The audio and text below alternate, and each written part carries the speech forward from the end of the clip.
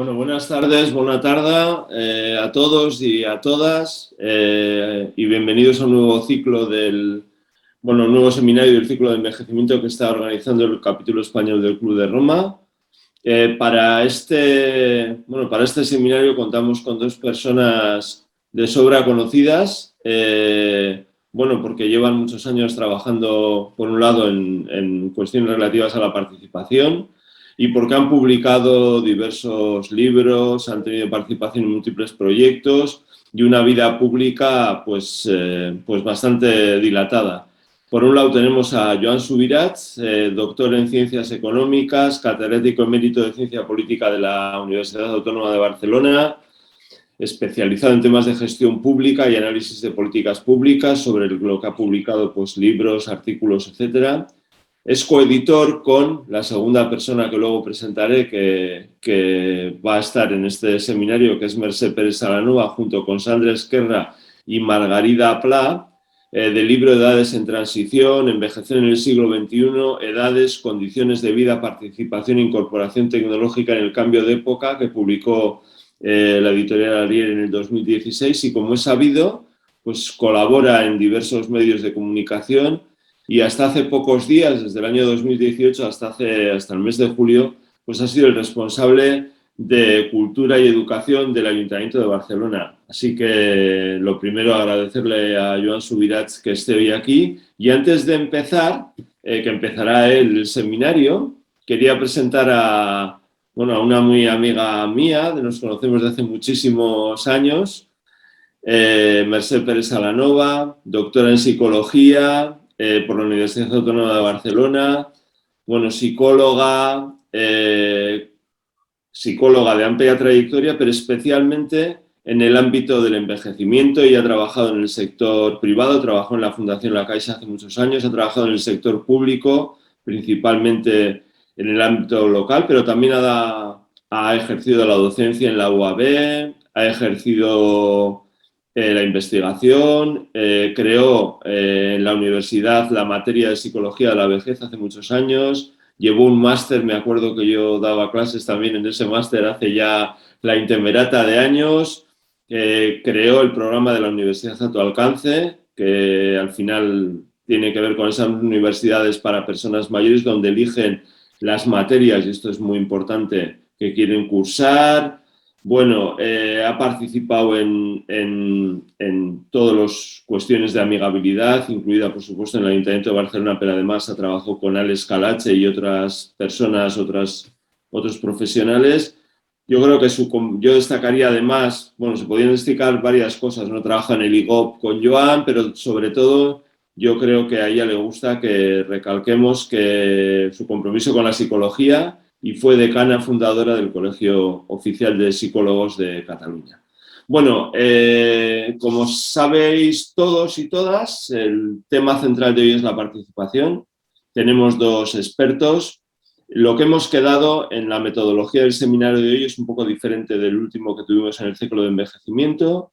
Tiene que ver con, Joan hará una primera entrada de unos 20 minutos aproximadamente, de un marco más general, y Mercè, a continuación, en otros 20 minutos aproximadamente, centrará en la cuestión de las personas mayores o en el ámbito de la gerontología, en una mirada un poco más aplicada, estas cuestiones de la participación. Y luego, luego iniciaremos un debate con todos vosotros y una interacción con los ponentes, donde, aparte de las preguntas que tanto José Manuel Morán como yo le podamos hacer a los invitados, por supuesto que habrá posibilidades de participación. Por lo cual, yo agradeceros nuevamente a todos vuestra presencia, agradecer especialmente a Joan y a Mercè su presencia hoy aquí. Y Joan, cuando quieras empezamos. Mil gracias. Muy bien. Gracias Javier. Gracias también al Club de Roma y a José Manuel Morán por la invitación. Y muy contento de poder participar en este ciclo. Como decía Javier, los temas de políticas sociales y específicamente de envejecimiento los hemos ido trabajando en los últimos años, precisamente con Mercè y con otros colegas. Y las reflexiones de hoy pues tienen que ver también un poco con este trabajo previo, ¿no? Yo diría que si miramos un poco la literatura sobre envejecimiento y participación, es bastante unánime la idea de que la participación es positiva, ¿no?, para las personas mayores, ¿no? Este es una primera afirmación que me parece que es pacífica en la doctrina, por así decirlo, ¿no?, en los debates. Donde hay más problemas es en definir exactamente a qué nos referimos cuando hablamos de participación, ¿no? Y este es un primer aspecto, creo, significativo.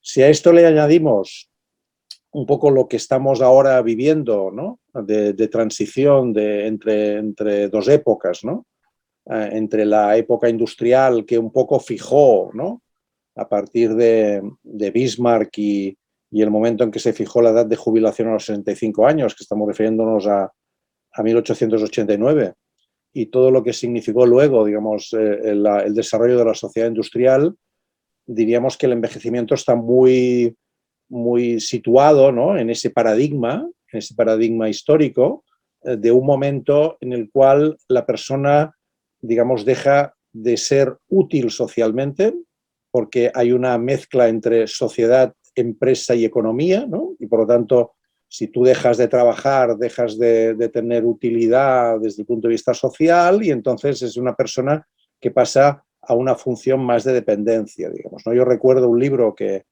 Mercé y yo lo hemos comentado muchas veces, que publicó el Inserso hace ya, a principios del 2000 creo que era, que se llamaba Las etapas de la vida, ¿no? Y ahí pues había una referencia, se decía, pues hay una etapa de la edad de los proyectos, ¿no?, que es la infancia y la juventud, la edad de las realizaciones, y decía la edad de los recuerdos y de prepararse para morir, que era la etapa, digamos, de la jubilación, ¿no? Y realmente es un paradigma que aún resuena, ¿no?, que aún tiene fuerza, digamos, ¿no?, y que en cambio, digamos, somos muy conscientes de que las cosas han cambiado enormemente, ¿no? Han cambiado enormemente desde el punto de vista del colectivo al cual nos referimos, porque evidentemente no es lo mismo decretar, digamos, que la persona se jubila a los 65 años cuando la esperanza de vida en Prusia eran 45, que referirse ahora, ¿no?, a este tipo de temas, ¿no? Al mismo tiempo, la diversificación que se ha producido a nivel de personas y de recorridos vitales y de trayectorias personales y profesionales de todo tipo, y la ruptura de muchos de los grandes, digamos, agregados sociales que formaban parte de esas categorías con las cuales trabajábamos en el siglo XX, pues también vemos que esto es otro elemento de cambio significativo.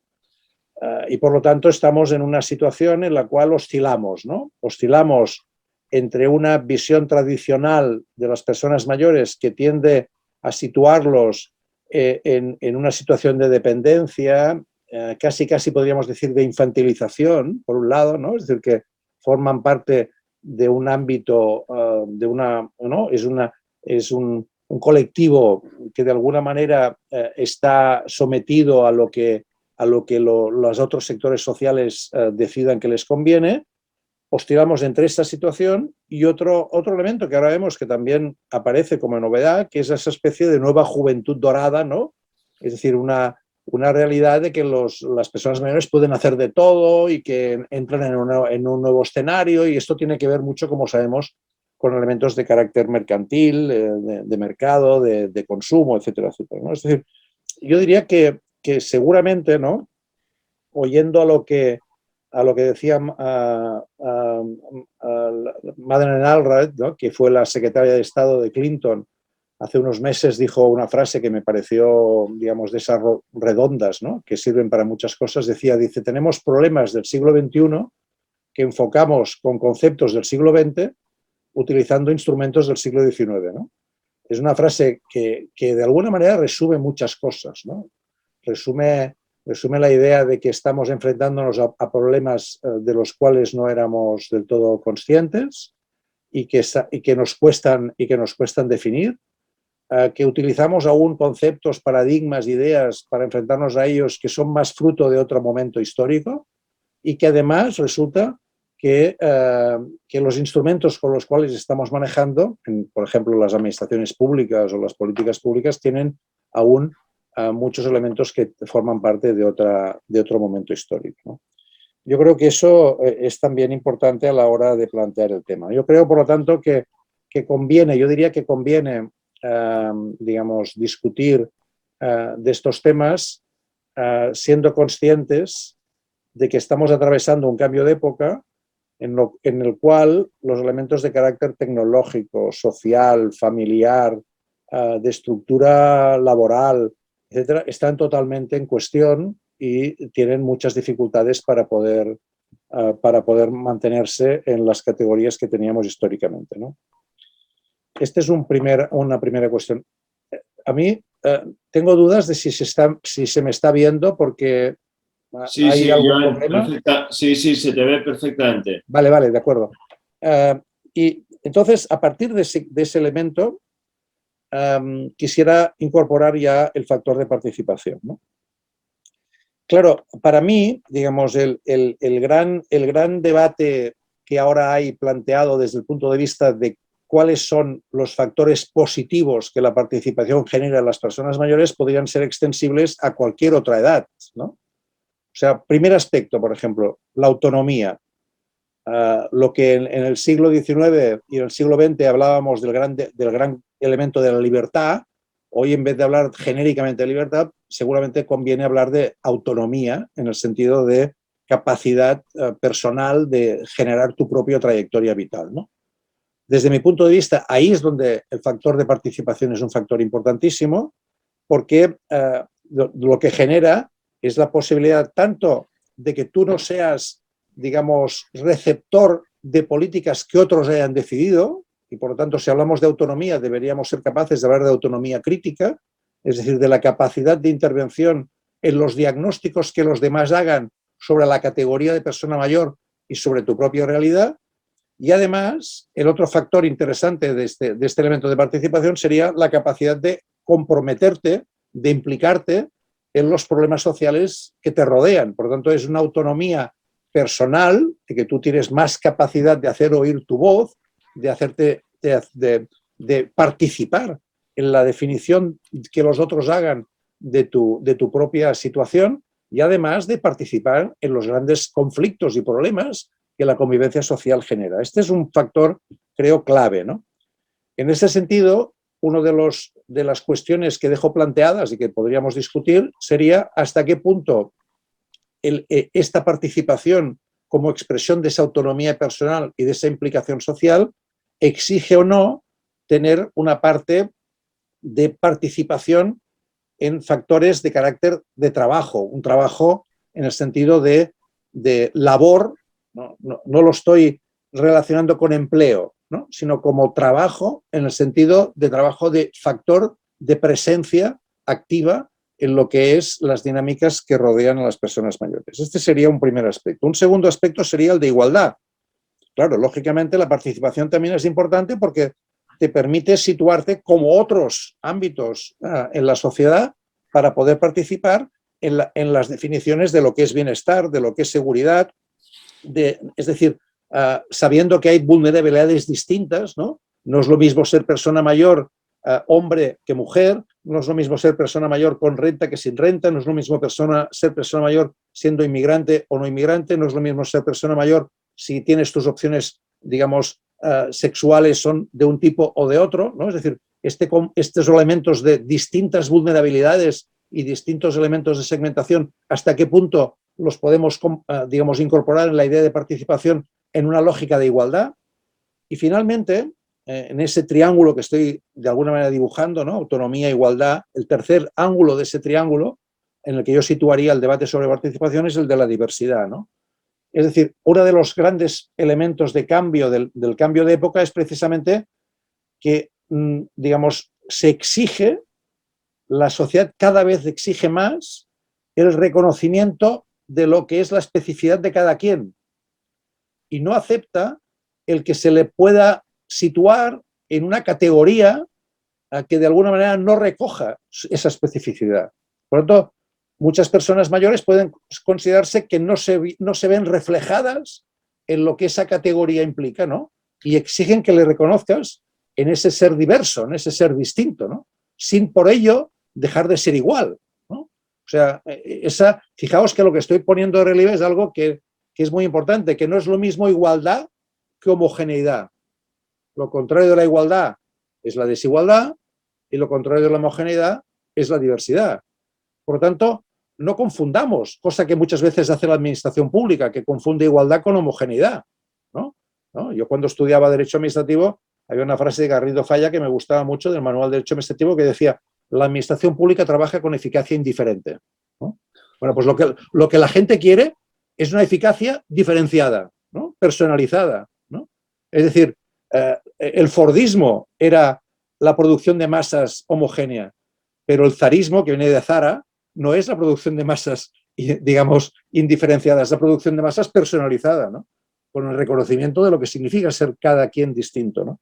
Por lo tanto, cuando hablamos de participación, ¿no? Hablamos de, en el preámbulo de la sesión de hoy se hablaba de sociedades decentes, pues podríamos decir que lo que quiere cada quien es que se le reconozca en su propia dignidad, en su dignidad específica. Y esto evidentemente exige un proceso de reconocimiento de la persona que todo proceso de participación ha de incorporar.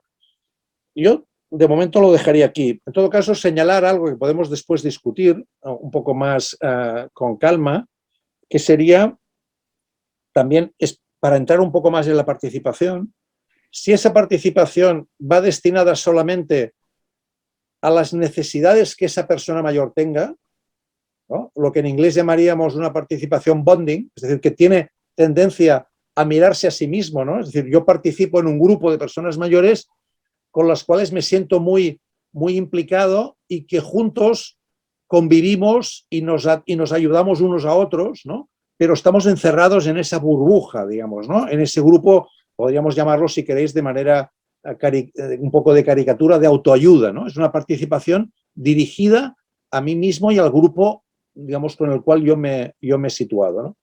Esto es distinto de una participación en la cual yo ya busco la conexión con otros grupos, ¿no?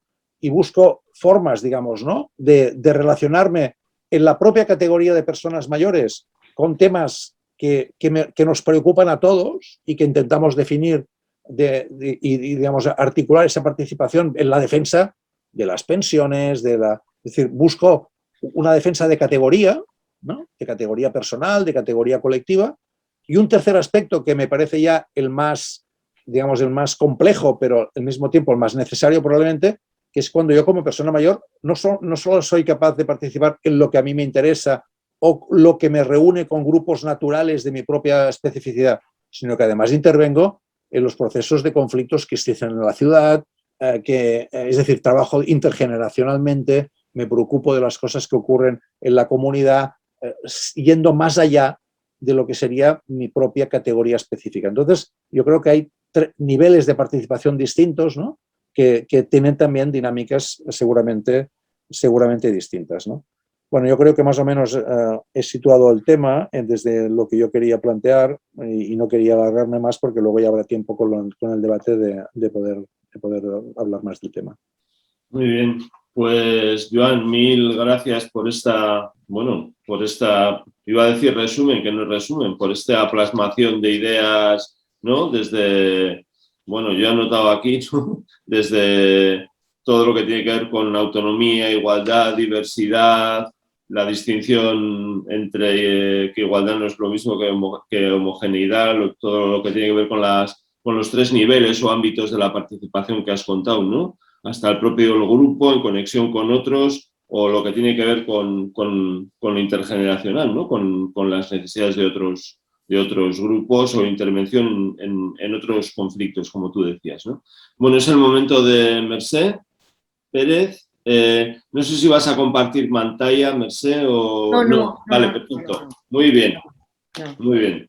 Bien. Pues nada, adelante. Yo te aviso si quieres cuando falten 5 minutillos, una cosa así. Perfecto. Vale. Gracias, Bien. Javier. Bueno, en primer lugar agradeceros, Javier, Manuel, por la invitación y al Club de Roma como organización y felicitaros por el diseño de los programas, la programación de estos seminarios que son bien sugerentes e interesantes y necesarios, yo pienso. Y si lo ponemos en relación con lo que mi querido amigo y profesor ha señalado, pues lo veríamos clarísimo, esa necesidad, esa pertinencia. Pero vamos al grano. Yo voy a intentar retomar al principio algunas de las ideas que ha planteado Joan Subirats y luego me adentraré más en la participación situada en marcos de intervención, en marcos de comprensión de envejecimiento y políticas específicas de envejecimiento o marcos gerontológicos. A mí me parece que es interesante retomar lo que ha dicho Joan en el sentido de la uniformidad y la diversidad. Y lo querría retomar desde dos puntos. Uno, la uniformidad es más cómoda. La uniformidad resulta operativa porque simplifica. Y la uniformidad además resulta más cómoda porque las aspiraciones de las personas desde la uniformidad son más susceptibles de clasificarse de un modo que aparentemente pueda parecer que están más resueltas, más fácilmente resueltas. Luego, por otra parte, como él indicaba, y lo veremos seguro que a lo largo de mi intervención y también supongo que en las preguntas, la uniformidad está marcando las formas de relacionarse de muchas organizaciones y sobre todo de las organizaciones públicas con las personas mayores. Dicho esto, si entramos en la diversidad, para poder pincelar un poco cómo podemos abordar la diversidad, cómo entenderla para poderla abordar, pues podríamos trabajar como con 4 cuadrantes, ¿no? Yo los tenía aquí a mi vera para poderlos enunciar rápidamente. Un primer cuadrante donde estaríamos hablando de las etapas del envejecimiento, de ese recorrido que puede ir, si tomamos la edad de referencia, la de los 60 o los 65 años, hasta los 90, los 95, los 100, los 105 años, ese es un largo recorrido, no únicamente en muchos años de vida, sino que es un largo recorrido con condiciones que pueden ser diversas y que a pesar de que hay algunas referencias etarias que podemos usar como referencias, no son referencias exactas. Y esa es una cuestión que me parece que es muy importante que la expliquemos, la defendamos, la reivindicamos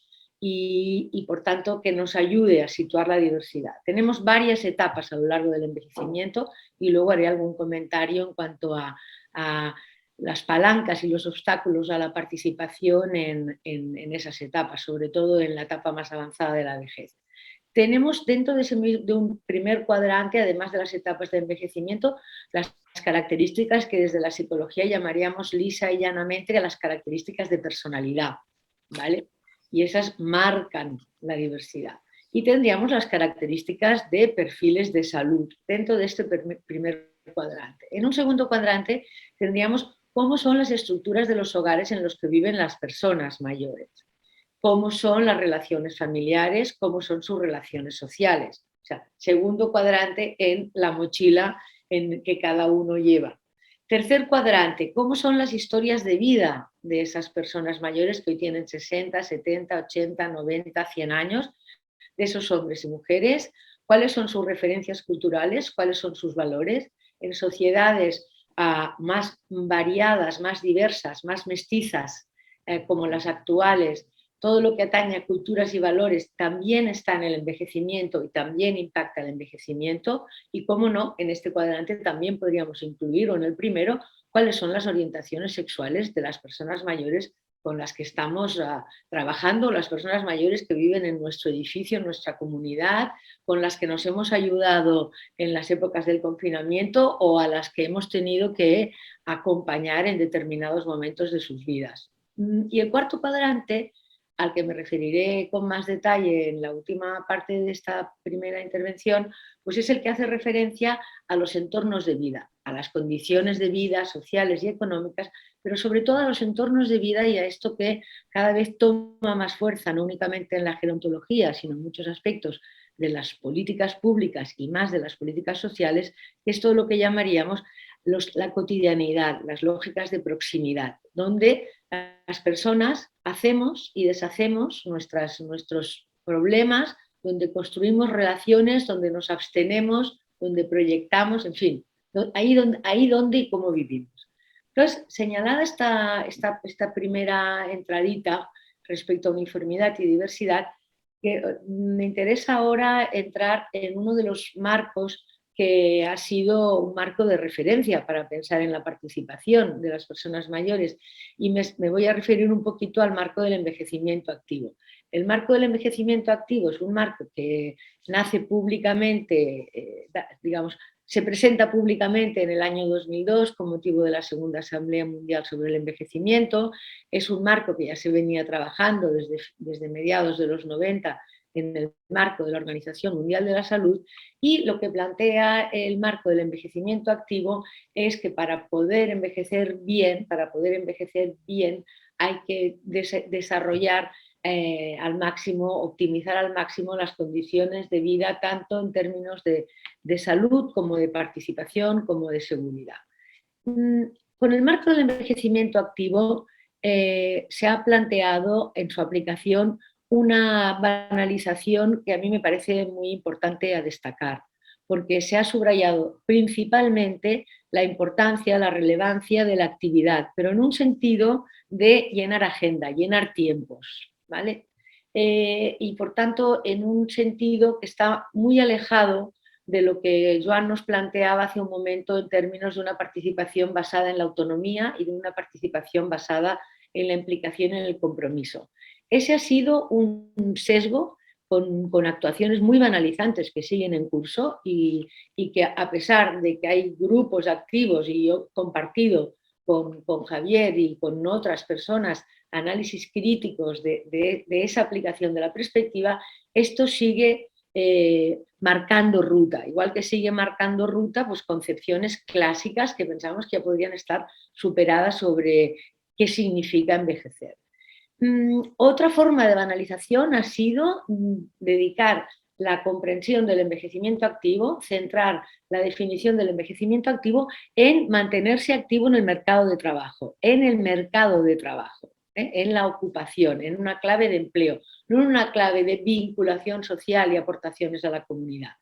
Esto es muy importante. Si haciendo un poco de memoria hacia atrás, en el último año europeo de la solidaridad, del envejecimiento activo y la solidaridad entre las generaciones, que fue el 2012, la mayoría de países de la Unión Europea dedicaron una amplia actividad y un amplio énfasis en la comunicación de ese año a lo que era mercado de trabajo, mantenimiento en el mercado de trabajo, evitar la salida del mercado de trabajo, desdeñando algo que desde mi punto de vista es muy importante rescatar a favor de ese paradigma, y que se refiere a una visión de la actividad no en términos, como decía antes coloquialmente, de llenar agenda, sino en términos de implicación, de compromiso, de vinculación con la comunidad, que puede hacerse con los propios, con los próximos en términos de edad, con los coetáneos, o puede hacerse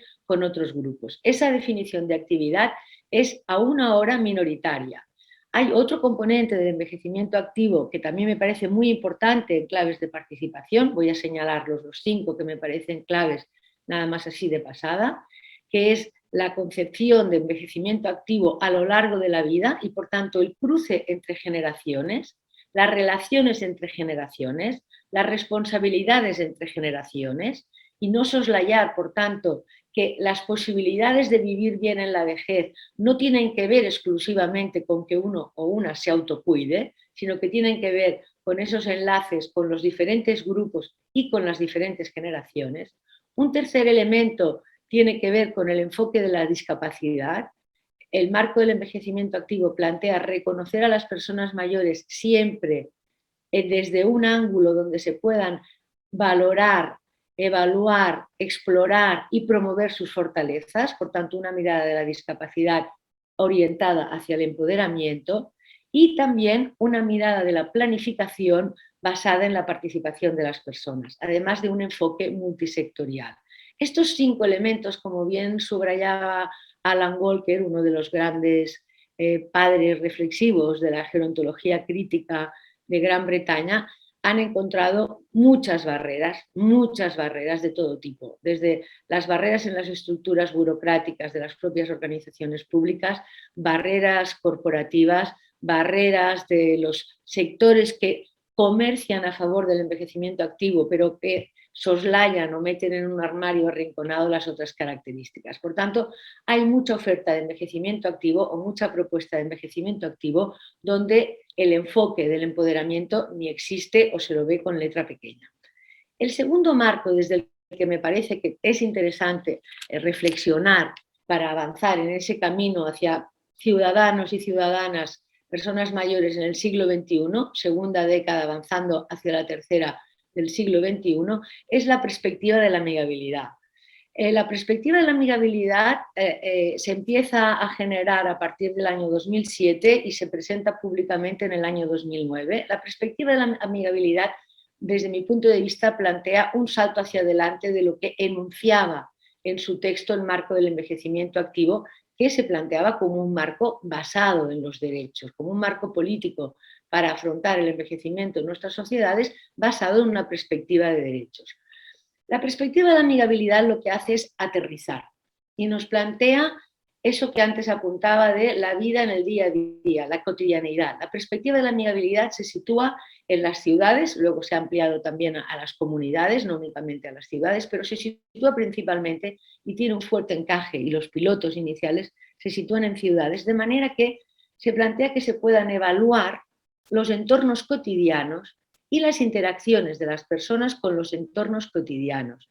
Evaluar esas interacciones en múltiples dominios, en el dominio de la edificabilidad, en el dominio de las viviendas, del espacio público, del transporte, de la movilidad, también de los servicios sociales y de salud para las personas a lo largo de la vida, de la participación, también del empleo y también de las relaciones sociales. ¿Qué se plantea este marco? Este marco nos propone que sean las personas mayores quienes hagan una evaluación, un diagnóstico evaluativo de cómo son las condiciones de vida. Y por tanto, desde el corazón, vamos a decirlo así, desde el primer momento, el latido de este paradigma en la práctica significa que tiene que haber participación. Y tiene que haber participación desde la reflexión de las personas mayores. Por tanto, no desde la experiencia acumulada por los años, sino desde una experiencia reflexionada, contrastada críticamente con datos y que permite que se puedan establecer diagnósticos que evidentemente no tienen la escala de lo que pueden ser los diagnósticos en términos de edificabilidad que vayan a hacer pues, los arquitectos o de trazado los urbanistas o los ingenieros en términos de transporte, pero introducen las prácticas sociales que se están desarrollando en esos momentos en las ciudades y todos los elementos que dificultan que pueda haber ese envejecimiento digno o decente al que antes hacía alusión Juan y que estaba en la introducción de esta sesión, ¿no? A mí me parece que la perspectiva de la amigabilidad desde ese punto de vista permite, no digo que garantice, que hay lugares que han empezado el proyecto de amigabilidad, que tiene que partir de un compromiso del ayuntamiento, hay lugares que han empezado ese proyecto, han hecho un diagnóstico con una serie de reuniones, han empezado a planificar algo y se han quedado ahí. Hay lugares que han hecho experiencias muy interesantes y hay lugares que han avanzado al punto de llegar a evaluación, diseño, planificación y evaluación de nuevo después de un ciclo de 4 años de aplicación. Valga señalar, para quienes estén más interesados en el tema, que Quebec es un ejemplo magnífico de ciudades y comunidades apoyadas en la amigabilidad y que entre las ciudades en Europa, para no ponernos en nuestro país, donde podría haber claros y oscuros, tendríamos la ciudad de Manchester como una de las ciudades donde uno puede aprender de todo en términos de amigabilidad. Por ejemplo, también de amigabilidad para la vida de las personas con Alzheimer. Si entonces tomamos este tipo de entorno, podemos ver que de una posición que se centra mucho en el individuo, que es con la que se ha proyectado el paradigma del envejecimiento activo, pasamos a una perspectiva en la amigabilidad que permite introducir de una manera, diríamos, mucho más directa, mucho más fácil, la perspectiva colectiva, porque el individuo se posiciona en una clave de incidencia.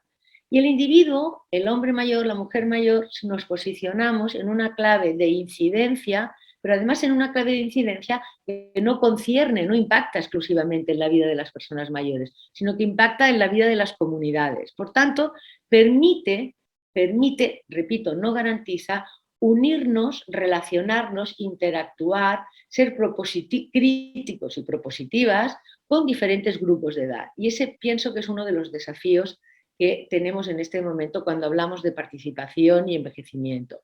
El segundo de los desafíos, y con esto voy a cerrar mi intervención, es el que hace referencia a la participación de las personas mayores cuando necesitan apoyos y servicios. Esa es la participación que ha estado más vetada. Más vetada quiere decir que se ha inhibido, que no se ha considerado que las personas cuando padecen situaciones de dependencia no quiere decir que sean incapaces de autogobernarse en su cotidiano y no quiere decir que no puedan participar como ciudadanos. Los proteccionismos, los paternalismos, las infantilizaciones a las que aludía Juan, los edadismos al grado supino y supremo, las microdiscriminaciones al grado supino y supremo, afectan muchísimo a las personas en la vejez más avanzada.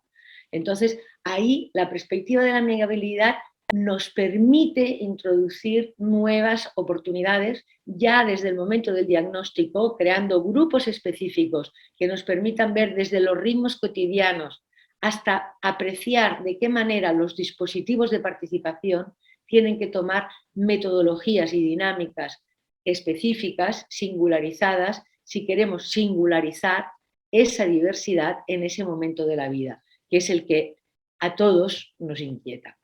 Ciertamente, si la participación la pensamos para que sea brillante, reluzca y de esplendor y nos permita alimentar las imágenes, digamos, juvenilistas del envejecer, pues entonces nunca vamos a poder avanzar en términos de participación a lo largo de todas las etapas de la vida.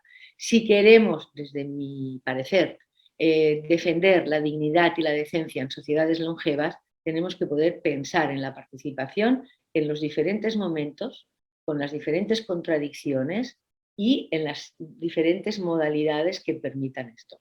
Hasta aquí.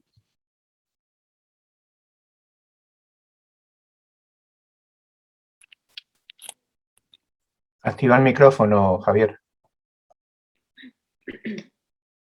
Perdón, que estaba dando las gracias a los dos no solo por ajustarse al tiempo, porque a un moderador esto siempre le hace la vida más fácil, y también por la profundidad, ¿no?, de lo que nos habéis contado.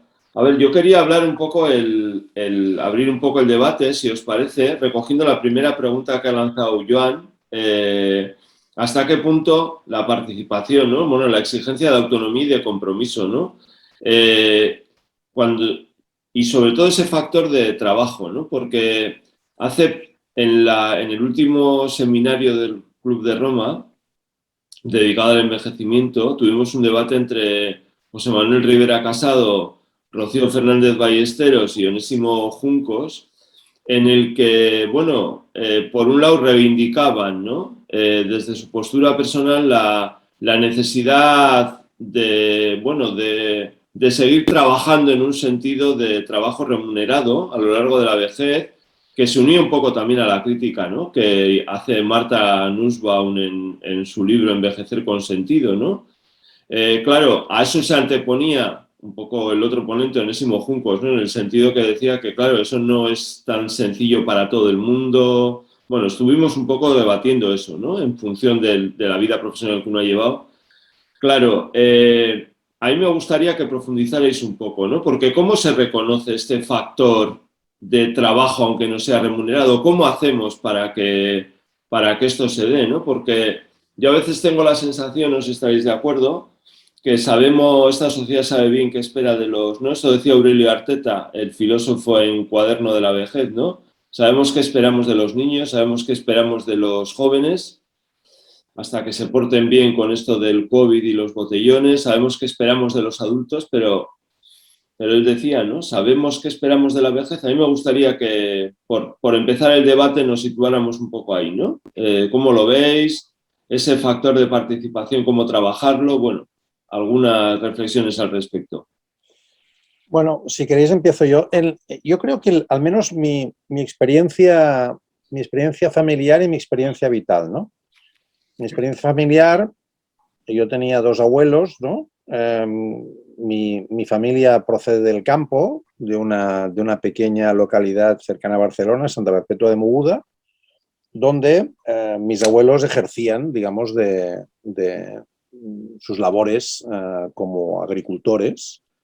Uno de ellos fue a vivir con nosotros a la ciudad, porque mis padres se trasladaron en el año 1940 a la ciudad para abrir un comercio de leche, etcétera, etcétera. Y luego, cuando mi abuelo paterno ya empezó a ser mayor, pues vino a vivir con nosotros y él dejó de trabajar en el sentido clásico. En cambio, el abuelo materno, que vivía en la clásica familia campesina, donde todo el mundo hacía de todo, donde las mujeres iban al campo a hacer labores, donde los niños también colaboraban, como yo, en verano, a pelar las mazorcas de maíz o ir a recoger, digamos, uva al campo, pues mi abuelo iba cuidándose cada vez de tareas distintas de las que se cuidaba cuando estaba en plena forma, pero seguía trabajando, ¿no? Es decir, no hubo una cesura radical entre un día y otro, ¿no? Que es lo que muchas veces ocurre cuando tú estás trabajando y llegas a cumplir una edad. Por ejemplo, yo, ¿no? Este año, el 17 de mayo, cumplí 70 años, pues yo recibí una carta de la universidad que me decía jubilación voluntaria, jubilación temporal o jubilación forzosa. Y en jubilación forzosa estaba la cruz puesta, ¿no? No había ninguna opción distinta. Y el día 30 de agosto, ¿no? Dejé de ser profesor de universidad y luego porque quise yo participar en el concurso de emeritaje, pues sigo ahora como profesor emérito de la universidad, ¿no? Pero radicalmente el 30 de agosto se acababa aquello que en la carta que recibí la Seguridad Social ponía 46 años, 11 meses de profesor de universidad, ¿no? Aquel día se había acabado. Es decir, desde el 1 de octubre del 74 hasta el 30 de agosto de 2021, entonces ese día dejé de ser lo que había sido los 47 años anteriores en esa lógica. Mi abuelo materno no dejó de ser, ¿no? Es decir, él fue atemperando y, digamos, situando las labores en relación a la familia y al colectivo, a la comunidad en la que estaba, porque además recuperando una idea muy importante que él, por ejemplo, era que sabía más del tipo de plantación que se tenía que hacer y cuándo se tenía que hacer y en qué tierra se tenía que hacer. En cambio, digamos, mi universidad o las universidades o otros trabajos, hay un proceso de descapitalización brutal en relación a lo que sucede un día en relación al día siguiente, ¿no?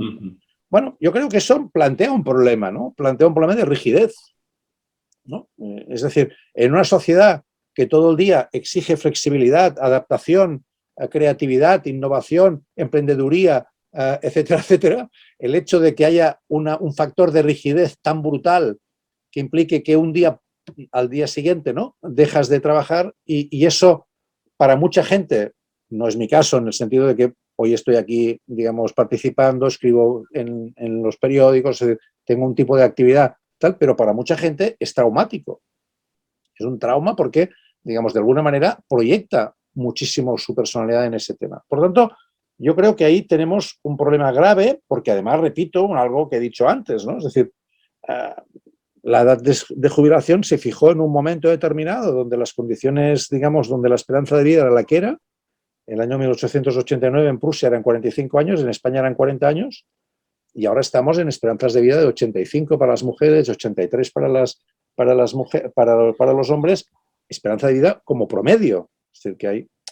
Entonces, realmente, yo creo que ahí tenemos un problema. Entonces, claro, como al mismo tiempo es cierto que muchas personas, recuerdo de mi padre, ¿no? Que esperaba con ansiedad llegar a los 65 años para poder, digamos, dejar una labor muy física que le había agotado durante toda su vida, que era transportar litros de leche para arriba y para abajo, cajones, etcétera, etcétera, y tenía necesidad de descanso. Entonces, por lo tanto, hay un problema allí que es un problema de rigidez, ¿no?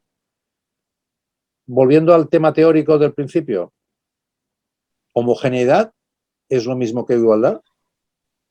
El factor de igualdad que implica que la gente pueda tener acceso a la pensión y por lo tanto a una ayuda tiene que estar vinculada a un elemento de rigidez como el que está planteado ahora, ¿eh? A esa eficacia indiferente a la que antes hacía alusión? ¿O debería haber una cierta capacidad de pacto, ¿no? De acuerdo, de alianza, ¿no? En ver. Este es un tema, ¿no? Y esto tiene referencia, evidentemente, con un trabajo, pero al mismo tiempo también con un salario, ¿no? Pero en cambio hay otros tipos de trabajo, ¿no? Que ya lo sabemos que existen, que es, pues claro, evidentemente desde el día que me han jubilado, pues ya he recibido propuestas para entrar en fundaciones, en patronatos, etcétera, etcétera, porque son trabajos voluntarios en los cuales, ¿no? Tú puedes aportar. Esto está muy bien, ¿no? No digo, no tiene por qué ser contradictorio una cosa con la otra. Por lo tanto, yo creo que tenemos que repensar estos temas, ¿no? Y básicamente trabajando con algo que nos exige el momento en el que vivimos, ¿no? Que no es una situación fordista, es una situación de otro tipo, ¿no? Es decir, no estamos en una sociedad del conocimiento, con elementos de digitalización, con capacidad de comunicación, con capacidad de adaptación de circunstancias distintas, diferenciadas, online, no online, presenciales, no presenciales, entradas y salidas del mercado de trabajo, procesos de formación. Es decir, cuando yo oigo decir a la Unión Europea en la cumbre de Lisboa, en la cumbre de Oporto de mayo de este año, que hemos de pasar en Europa del 30% de población que actualmente está en proceso de formación entre los 18 y los 70 años al 2030 a que el 60% de la población esté en proceso de formación entre 18 y 70 años, quiere decir que la sensación que hay es que la exigencia de no acabar no solamente el trabajo, sino la formación, ¿no? Porque antes acabábamos la formación a los 18, a los 19, a los 23, a los 16 y la gente se ponía a trabajar y se había acabado la formación. Ahora estamos de acuerdo en que la formación ha de seguir. Por lo tanto, hay un proceso formativo que tiene que ver con la capacidad de adaptación de las personas a un entorno tan cambiante, tan volátil como el que estamos, ¿no? Por lo tanto, desde mi punto de vista, esta es una reflexión de primer nivel. Mercè, yo quería unir un poco esta reflexión de Joan sí, con esto que tú has planteado de las edades, vamos a decir, ¿no? De la cuestión, o que no has planteado el término de las edades, pero sí que has planteado en el fondo, o yo quería entender, que el envejecer más tiempo, el que la vida se alargue, significa, entre otras cosas, que se está alterando el ciclo vital y que por lo tanto ahí aparecen vejeces, en el sentido también que decíamos antes de diversidad, diferentes, ¿no? Tú, no sé si podías hacer, yo digo porque me parecía que había una unión, ¿no? Participación distinta, transiciones distintas, trabajos distintos dentro de un ciclo vital que no solo es el colectivo el que cambia, sino lo que se está transformando, yo creo que de manera profunda, es eso que conocemos como ciclo vital, ¿no? Y creo que están apareciendo, como apareció la adolescencia, bueno, la adolescencia apareció antes, pero se conceptualizó en 1900 o 1800 y mucho, por parte de la psicología evolutiva, ahora también están apareciendo, ¿no? No sé si por ahí tú veías alguna posible relación. ¿O sí, cómo lo veías? a mí me parece que o sea, que la pregunta que tú formulabas a Juan y que tiene que ver con esto, pone en entredicho, cuestiona las maneras de hacernos preguntas desde la gerontología. Porque, diríamos, impide que podamos mirar que podamos contemplar, que podamos incorporar todos los elementos, o una parte de ellos, los elementos que están en cambio. O sea, que podamos colocarnos en una situación de tránsito y de transiciones concretas. Entonces, claro, ¿cómo podemos pensar en fluidez y en flexibilización, en un sentido no de precarización de las vidas, de flexibilización en el sentido de diversidad y de acomodaciones progresivas, si no lo pensamos a lo largo de la vida? Si no lo pensamos a lo largo de la vida, es que tanto individualmente como socialmente no lo vamos a poder construir eso en la vejez o en la etapa más adelantada de la vida. O sea, en este momento lo que plantea Juan, que plantea él, y seguro que todos los que, bueno, algunas de las personas que estarán ahora compartiendo este seminario con nosotros, pues deben decir, sí, yo también tengo un amigo que me ha dicho, ostras, para mí una amiga esto ha sido muy traumático, yo me he encontrado que de repente yo quién era y yo qué hago.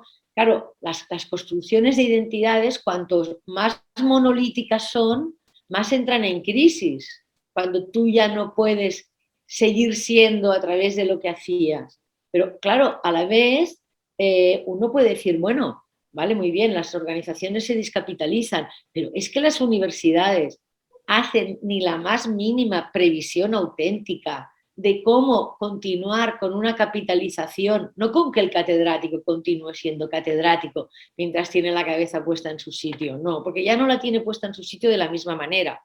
Pero cómo ese catedrático, como el caso de Juan u otras personas, no hace falta que sean catedráticos, cómo hay un saber, hay un tipo de conocimientos con el que él o ella pueden contribuir de una manera mucho más, diríamos, sostenible a ese proceso que quiere decir que las organizaciones funcionen de la manera más, no me gusta el término eficaz, pero diríamos, más eficazmente saludables, tanto para los miembros que las componen como para las comunidades que también las sostienen. Es decir, que aquí es una cuestión que no la podemos mirar solamente desde la vejez, ¿sabes? Cuando Juan estaba empezando a explicar lo que nos comentaba, claro, yo pensaba, bueno, ese es un modelo digamos, de mantenimiento de la identidad desde adecuaciones progresivas que podía darse en el marco de unas actividades, de una organización social, de una familia extensa y en unos entornos donde se podían dar ese saber de su abuelo, de qué plantar y en qué tierras, era un saber que era el saber que se correspondería a la tradición oral. Claro, eso ni tenemos las familias extensas, ni tenemos la tradición oral, ni la tradición oral tiene reconocimiento allí donde existe, salvo anecdóticamente. Entonces es como, ¿cómo plantearnos, a través de qué tipo de cuestiones plantearnos esa pregunta que está, digamos, detrás, que es, bueno, ¿qué se espera de las personas mayores? ¿Qué se espera de las personas mayores? Nada. Que, digamos, que se cuiden su salud para que cuanto más tarde entren a consumir en el sistema, menos gastos significarán. Se espera que puedan ser colaboradores para los que están en la vida activa, productiva y precarizada, puedan continuar con jornadas laborales intensas o discontinuas, ahora con unos horarios, ahora con otros, ahora sin trabajo, ahora con trabajo. Es decir, se esperan construcciones que permitan que las personas mayores puedan colaborar, por ejemplo, con otros grupos de edad en desarrollos activos comunitarios en las ciudades. ¿Qué se espera? Y a la vez, yo soy de las que defiendo, y tú lo sabes, Javi, que la pregunta a mí me parece que tendría que ser otra. Y es las mujeres mayores, las mujeres y los hombres mayores, ¿qué proponemos? Y además, que no lo tenemos que hacer todos juntos y toda la vez. Es mentira lo del poder gris. El poder gris está atravesado por variables de género, por variables de clase, por variables de orientaciones ideológicas. Por tanto, atravesados por esas variables, aunque compartamos algunos elementos en común, sí que yo creo que nos toca a nosotros el decir, bueno, nosotros proponemos esto. Claro, pero en este momento, Mercè y Joan, claro, cuando yo estaba ahora escuchándoos, ¿no? Claro, uno coge, o sea, las propuestas, por ejemplo, que hay, ¿no? Algo que a José Manuel Morán le llama también mucho la atención, ¿no? Ahora parece que todo esto tiene que ver, todo esto de la participación, bueno, al final dices, ¿no? ¿Cuál es la propuesta que hay? Comisión Europea, libro verde de la Comisión Europea de este año, ¿verdad? Neoliberalismo puro y duro, pero ¿cuál era la propuesta? Miren, señores mayores, señoras mayores, ustedes lo que tienen que hacer es cuidar de su salud. Yo la resumo mucho, pero vamos, prácticamente es esto lo que hay. Van a cuidar de su salud, van a cuidarme a los nietos, ¿vale?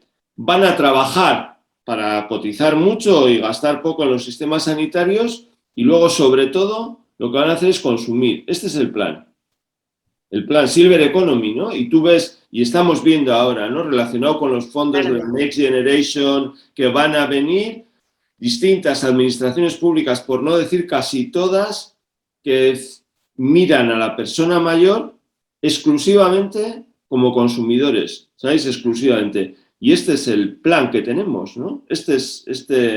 A mí esto me parece terrible, pero yo coincido, ¿no? en la necesidad bueno, pues de otras preguntas distintas, obviamente.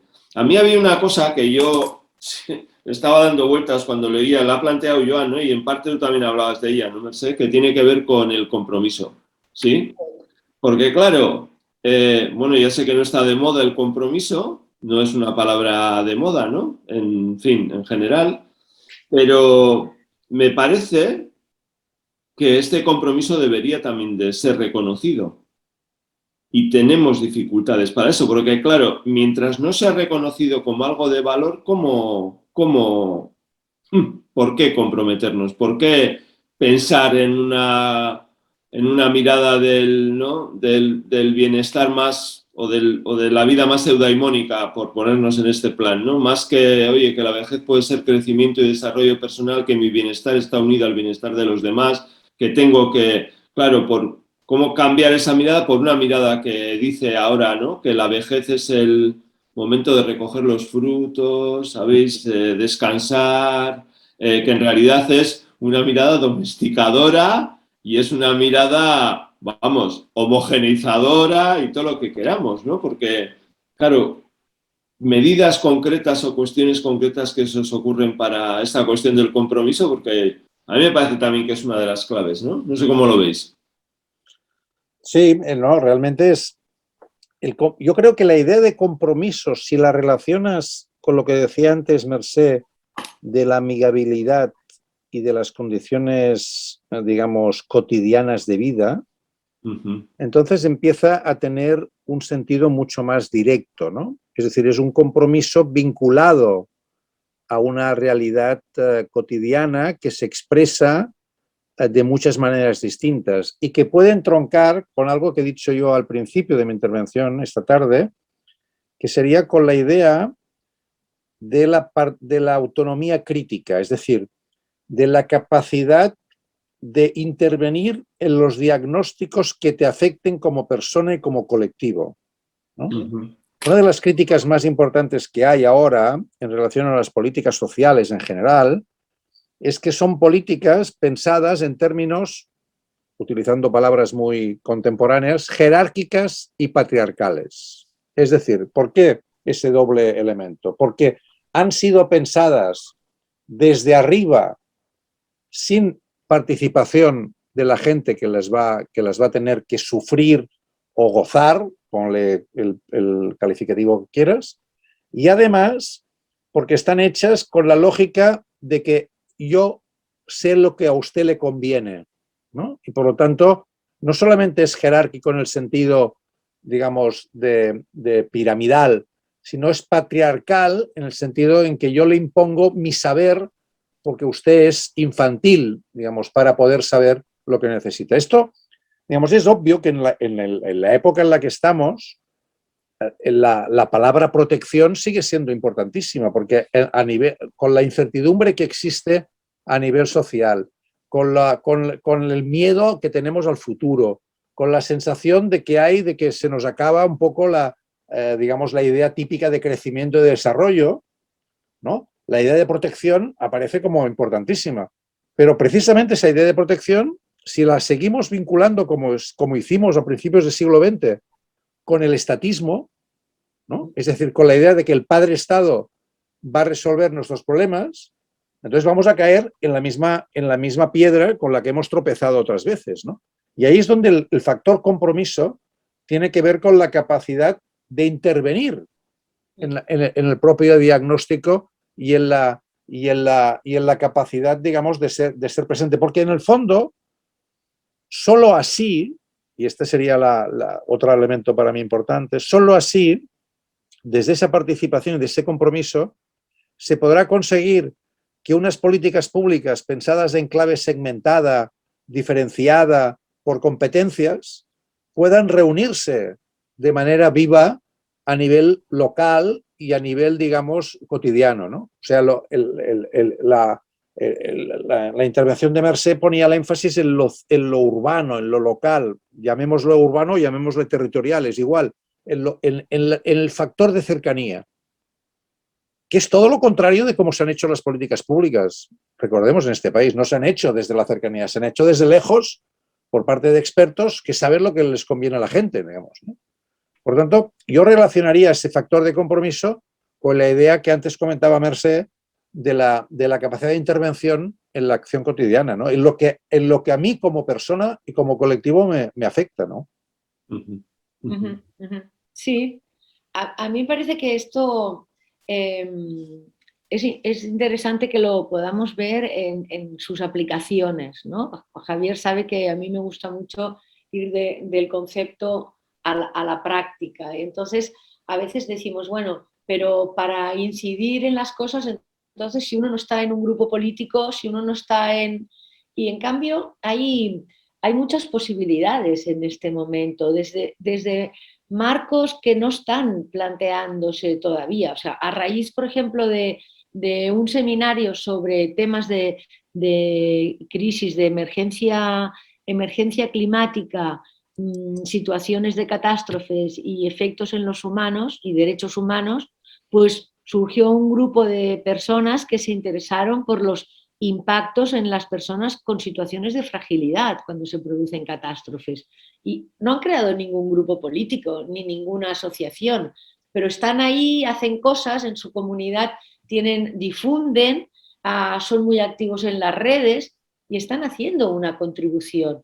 Otra gente que yo conozco lo que hace es intentar buscar enlaces entre problemas que son cercanos en esa comunidad y agentes que solucionan, que algunos son públicos y otros no lo son. Quiero decir que en los caminos, hay caminos que están establecidos y hay otros que yo pienso que también hay que estimular a las personas mayores, de decir, oye, la creatividad, eso seguro que no se agota con las décadas. O sea, se puede, como sabe muy bien Javier, que es mucho más estudioso de lo cognitivo, conocedor de lo cognitivo, estudiosos los dos, pero conocedor del dominio cognitivo que yo, la plasticidad cognitiva la mantenemos, claro, la capacidad de memorizar, la capacidad de atención, la capacidad de concentración, pues no es la misma a los 70 que a los 50 ni a los 60, o sea, no nos vayamos a engañar, los hay y las hay maravillosas y maravillosos, pero la mayoría de los comunes septuagenarios, octogenarios, no tienen la capacidad de concentración, atención y memoria que los que tienen 60 años o 50. Pero a mí me parece importante que entendamos que las posibilidades de crear, de pensar cosas y de buscar las maneras de hacerlas que tengan que ver con nuestras comunidades y nuestros entornos, esas en el territorio cotidiano están ahí, están ahí. Lo que pasa es que nadie está estimulando ni reconociendo esto. Nadie lo estimula ni lo reconoce. O sea, hay algunas entidades que lo están empezando a plantear en espacios de encuentro, pero quizás es algo que desde la propia academia y desde el exterior de la academia y desde organizaciones como vosotros, como el Club de Roma, pues se podían pensar en estrategias que estimularan esto, estimularan esta creatividad actuando, ¿no? Esta creatividad en el compromiso, en el pensar y en el hacer. Y si en ese entorno hay proyectos de amigabilidad, pues estupendo. Y si no los hay, pues no pasa nada que no tengan el título de amigabilidad, tienen el título de compromiso con el bienestar de mi comunidad y ya está, y eso ya es suficiente, ¿no? Me parece, ¿eh? Mirad, hay 3 preguntas en el chat que os quería trasladar. Rompe un poco la dinámica hasta que llevamos, pero yo creo que la participación de la gente ¿sabéis?, de que nos está escuchando también es, cómo no, y más en este seminario, muy relevante. Dice Javier Troconiz, pregunta, os la leo textual, ¿vale? Propósito de vida, la clave para la autonomía de la persona mayor. Para ello hay que facilitar que cada persona lo encuentre en base al máximo de información en función de las capacidades de cada uno. Él habla un poco de esa idea del propósito de vida, ¿no? Del sentido de la vida. Hay otra pregunta. Os lanzo las 3 preguntas que hay, que os quería formular y si queréis las vamos analizando. Augusto Fenollar dice, ¿podríamos hablar de un nuevo modelo de vida con mayor número de actividades compartidas, menos focalizado en el trabajo que se podría alargar en el tiempo? Y la tercera, que la formula Margarita Prats, dice, ¿cómo se lleva a cabo a efectos prácticos? Me imagino que habla de la participación, porque dice, ¿cómo se lleva a cabo a efectos prácticos sin tener que estar en un grupo políticamente establecido? tras una vida laboral profesional en un laboratorio clínico estás muy, pone sus puntos suspensivos, objetivado. Esta es un poco su reflexión. O sea, que una ligada al propósito de vida, otra ligada a un cambio en el modo de vida, que es la segunda que os he lanzado, y la otra la última tenía que ver más con efectos prácticos, ¿no? Si fuera de la política, por decirlo así, hay posibilidades también de participación. No sé, empezar el que deseéis. Sí, bueno, yo sobre el último punto, que sería el dónde, ¿no? Y el cómo, yo creo que algunas cosas hemos apuntado, ¿no? Es decir, en la cercanía, en la proximidad, en los elementos más cotidianos, allí es donde el propio grupo, digamos, coetáneo y con el cual te relacionas, eso tiene una fuerza desde el punto de vista comunitario significativo, ¿no? Evidentemente el paso ese de pasar de la queja a la propuesta es un elemento distinto, es decir, es muy típico que cuando te encuentras con personas haya una queja. Fíjate cómo funciona esto de mal, fíjate cómo no nos tienen en cuenta aquí, o fíjate cómo nos han tratado, y no. Es decir, los aspectos de amigabilidad que decía antes Mercè, pues forman parte del debate cotidiano entre pares, ¿no? Lo que es significativo es el paso de decir, bueno, ¿y qué hacemos ante esto, no?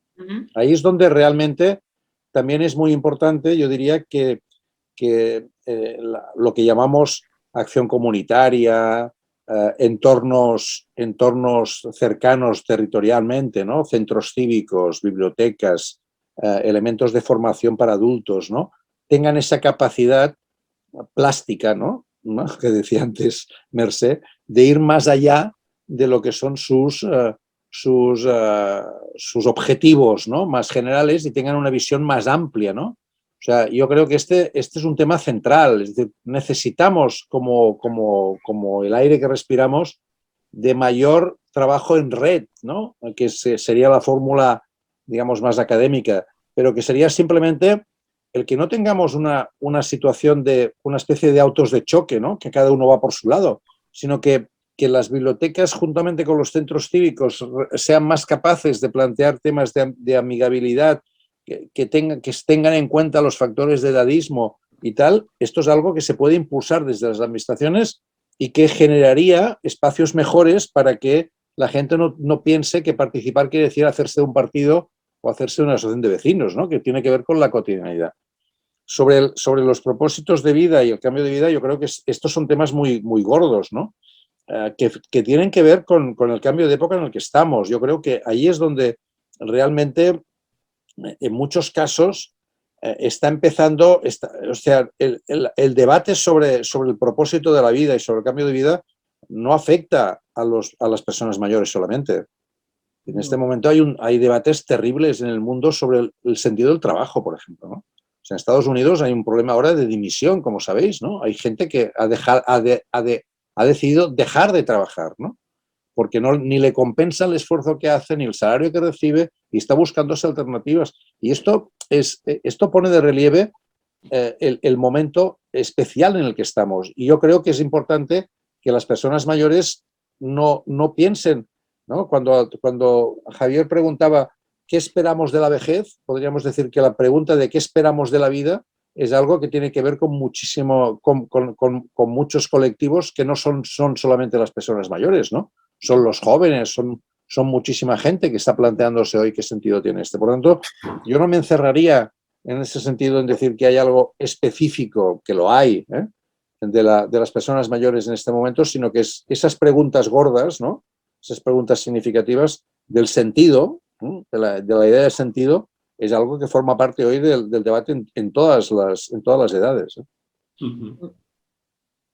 Yo querría apuntar como hacer una entrada de proteína desde otro ángulo, que es al dejar el ámbito del trabajo, excepto que tú te lo hayas planteado durante un tiempo previamente que ibas a finalizar y ya estuvieras construyendo alternativas o que tuvieras cosas que dices, bueno, pues yo cuando me jubile haré.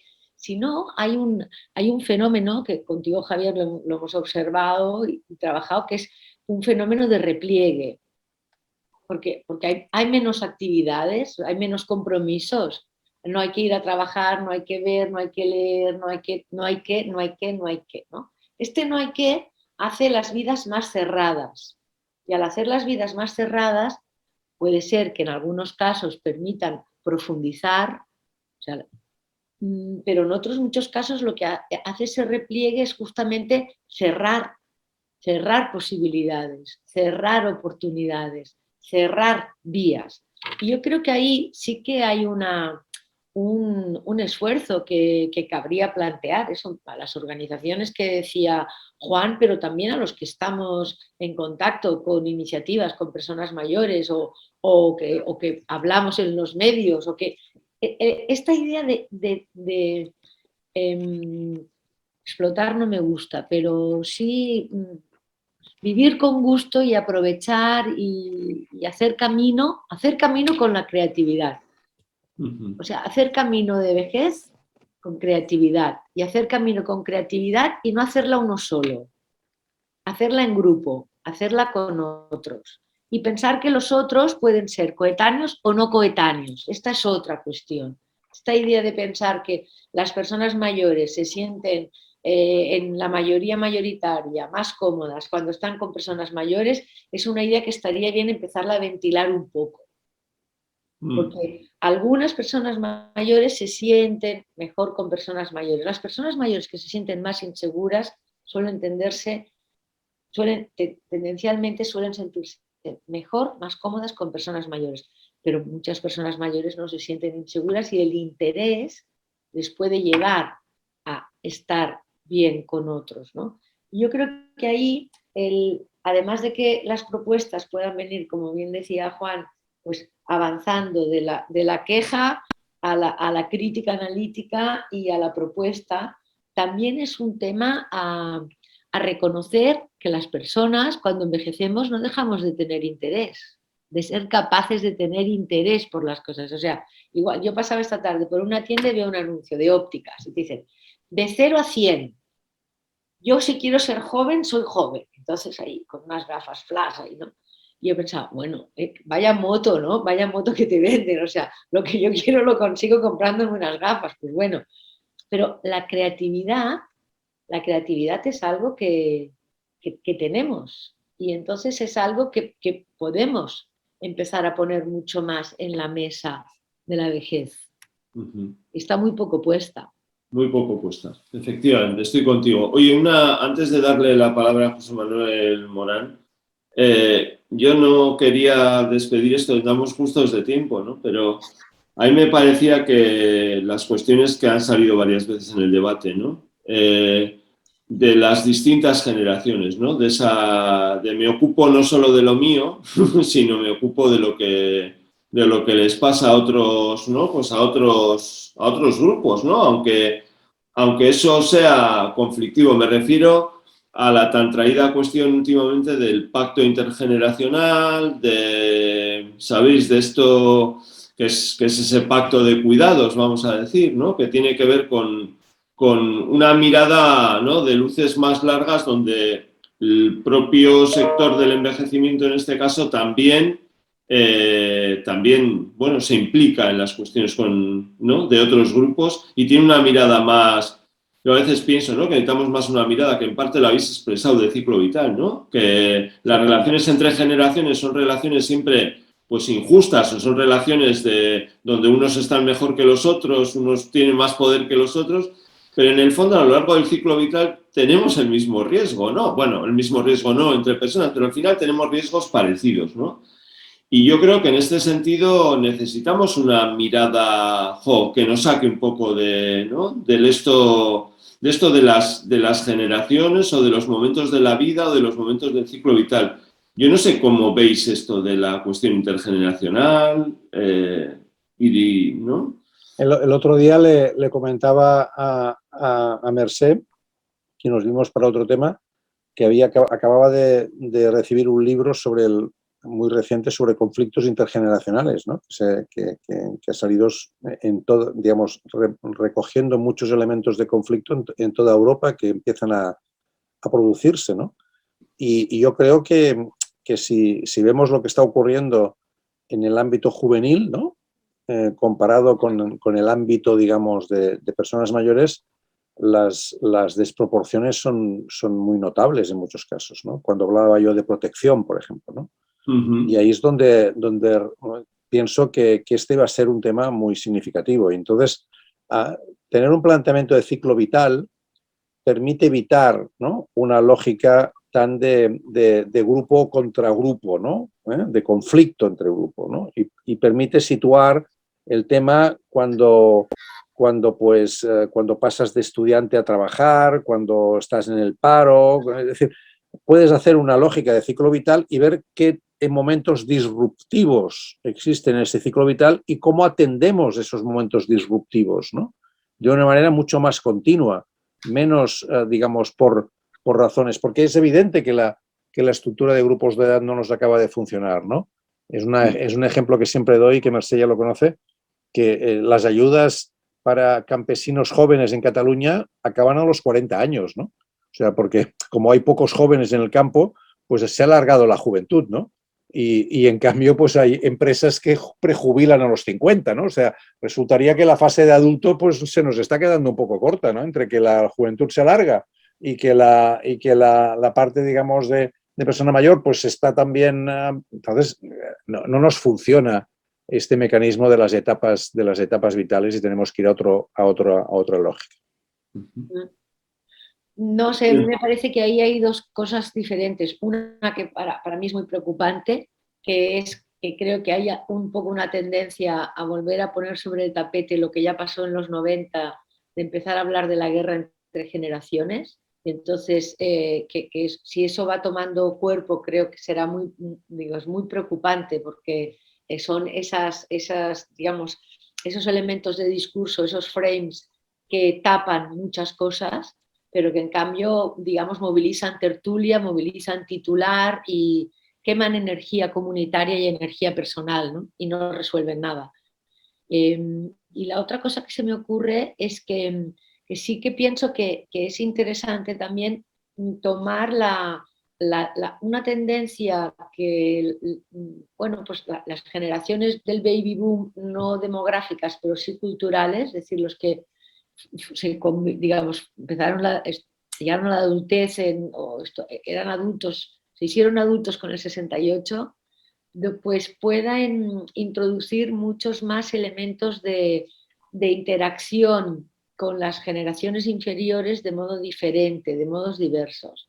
Y luego pienso también que cada vez más podríamos aprovechar las oportunidades de la vida cotidiana. De nuevo, yo soy una cotidianista, aprovechar las oportunidades de la vida cotidiana para colocar las cosas, colocar lo que se hace desde los procesos de participación para decidir temas de espacio público hasta otras cuestiones, colocarlas en una perspectiva de las diferentes edades. Eso yo creo que es muy interesante, porque si no, la perspectiva de la relación entre generaciones se sustrae a pequeños momentos, a los momentos familiares, y esos son muy determinantes para cada individuo, y a partir de ahí, mira, si con tu abuelo bien, pues todos los abuelos son estupendos, y si con tu abuela mal, pues todas las abuelas son unas pesadas.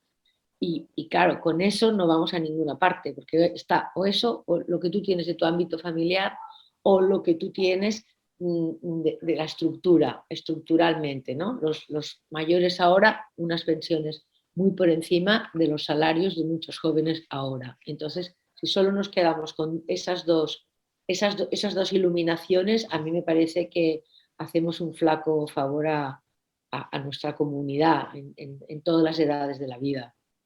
Muy bien, muchas gracias a los dos. Yo me despido y os dejo en manos de José Manuel Morán. Mil gracias a Mercè, mil gracias a Joan. Cuando te mandaron, Joan, esa carta de que eres ya profesor, tal, me ha recordado un pequeño cuento de Adolfo Bioy Casares que se titulaba El médico, que ya sabes que era una cosa distópica, pero que a un catedrático de universidad, el día que la nueva novia que se había echado, por contarlo así, leía la tesis, le vienen dos amigos a decirle, oye, que viene el médico, que viene, no fastidies que viene, bueno, el médico venía a liquidarlo, ¿no? Y entonces tiene que pasar por el estuario del Río de la Plata de Buenos Aires a Montevideo, ¿sabes? Porque, bueno, nada, que mil gracias a los dos, que, bueno, os dejo en manos de José Manuel Morán. Muchas gracias. Muy bien. Y Javi. Muchas gracias a los dos, muchas gracias a los tres. Para el capítulo español del Club de Roma, esta es una sesión que nos invita a desenmarañar esta complejidad que habéis planteado. Yo personalmente estoy muy contento porque esa frase de la especificidad de cada quien, de la diversidad, es que es fundamental para entender lo que nos está pasando y porque el crecimiento de la esperanza de vida da pie a que muchos mayores quieran seguir siendo activos, pero no activos solo en el mercado laboral, sino activos en un compromiso en que no se los orille, no se les margine o no les considere que están en esa parte final que no tienen ya nada que hacer. Lo que pasa es que estamos en un momento donde este tipo de reflexiones que invitarían a plantear políticas a medio y largo plazo no se están planteando. Vivimos demasiados colgados del instante y del momento.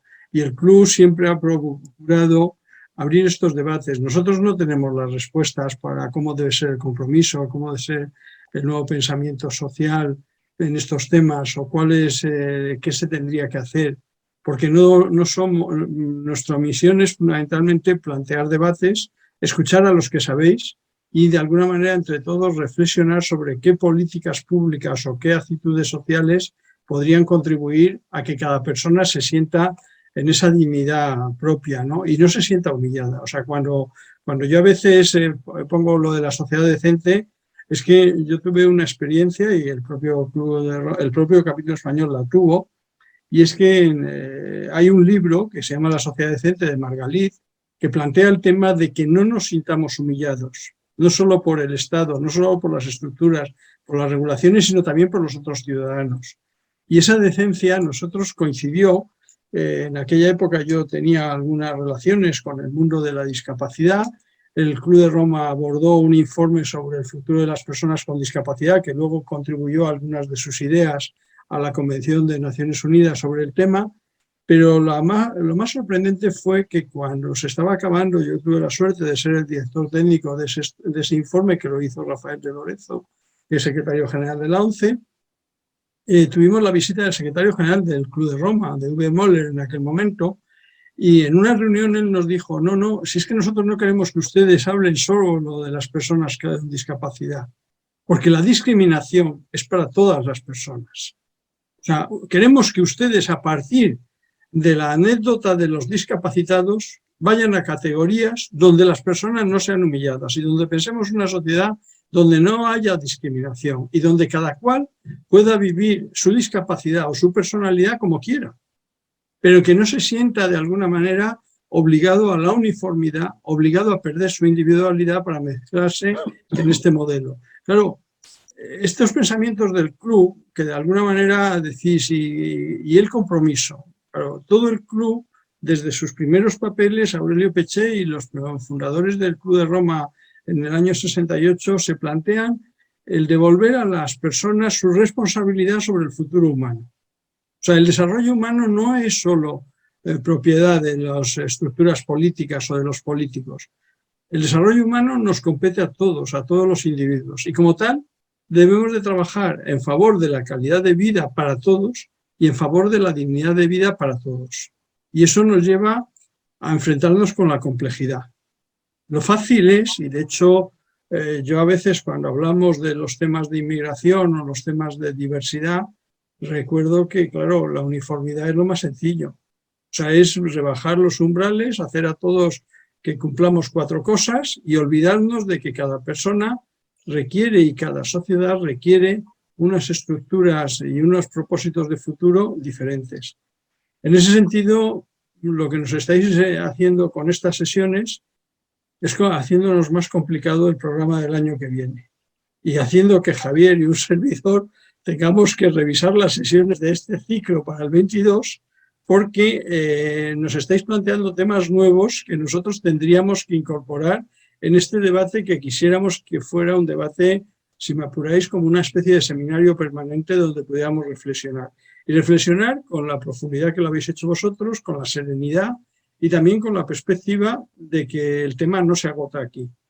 Que seguramente si os invitamos dentro de 3 meses, la cotidianidad de Mercé y el hecho de que ahora en vez de anunciarle gafas le puedan anunciar otra cosa, como colores de pelo o cosas similares, pues la lleven pues a considerar otros temas y otras anécdotas para intentar seguir adelante. Muchísimas gracias, que tengáis unas felicísimas Navidades, que nos vamos a ver en el 22 y que en el 22 don Javier y un servidor tendremos que cambiar el programa y yo tendré que explicárselo a la Junta Directiva, porque yo tengo una Junta Directiva que ya somos todos muy mayores y que tenemos unos pensamientos muy lineales, muy propios del fordismo y de la sociedad industrial.